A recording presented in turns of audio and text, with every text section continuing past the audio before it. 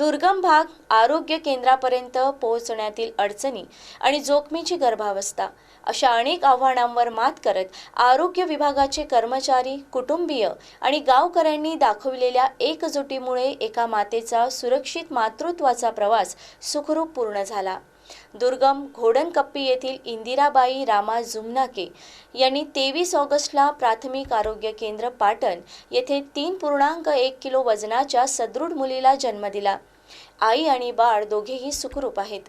गरोदर मातेला जवळपास 15 दिवस आरोग्य संस्थेत ठेवणे हे केवळ वैद्यकीय उपचारांपुरते मर्यादित नव्हते। तिचा विश्वास संपादन करणे आणि प्रत्येक टप्प्यावर आपुलकीने आधार देणे तितकेच महत्त्वाचे होते। आरोग्य कर्मचाऱ्यांनी संयम आणि संवेदनशीलतेने ही जबाबदारी पार पाडली।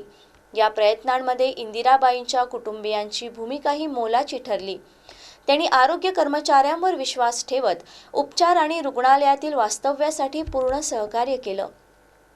त्यामुळे आवश्यक वैद्यकीय देखरेख कोणत्याही खंडाशिवाय सुरू ठेवता आली।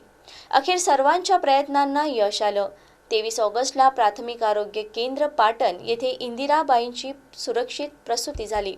त्यांच्या कुशीत 3.1 किलो वजनाची सदृढ चिमुकली आली। आई आणि बाळ सुखरूप असल्याचं पाहून कुटुंबियांसोबत आरोग्य कर्मचाऱ्यांच्याही चेहऱ्यावर समाधान उमटलं।